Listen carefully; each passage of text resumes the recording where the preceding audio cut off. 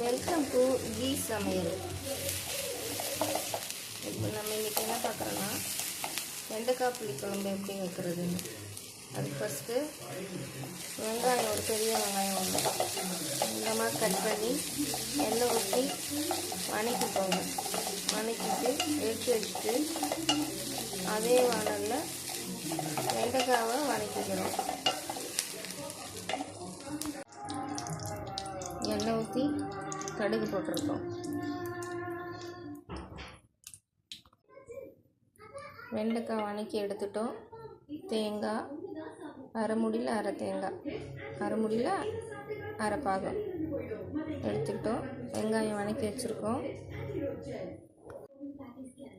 வெண்டைக்காய் வணக்கி எடுத்துக்கிட்டோம்.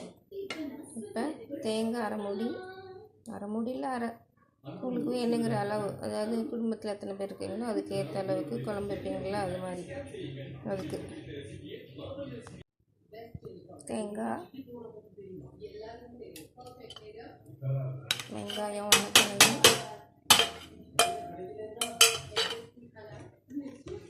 வீட்லேயே ரெடி பண்ண கொத்தமல்லி தூள், அதாவது வர கொத்தமல்லி தூள் 2 ஸ்பூனு, மிளகாத்தூள் தலை தட்டி 1 ஸ்பூன் போட்டு இப்போ நைஸாக அரைக்கிறோம். அரைச்சி ஊற்றினதுக்கப்புறம் தக்காளி 2 பிசைஞ்சு பிழிஞ்சு விட்டுடுங்க. அதில் வணக்கி வச்சுருக்க வெண்டைக்காவை எடுத்து போடணும்.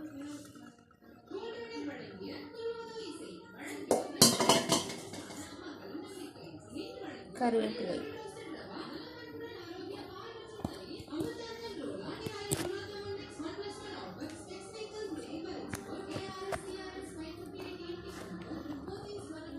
கருவேப்பிலை இப்போ போட்டுக்கிறோம்.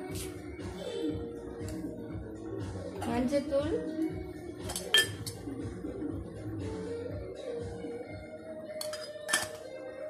குழம்புக்கு தேவையான உப்பு,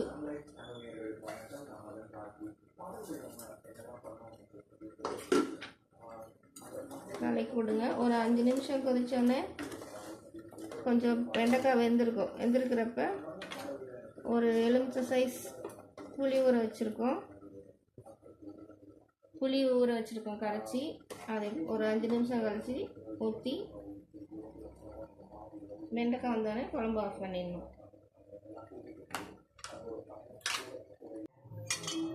பாருங்கள், வெண்டைக்காய் போட்டு புளியெல்லாம் ஊற்றிட்டு ஒரு 10 நிமிஷம் வேக வச்சு எடுத்துருக்கோம்.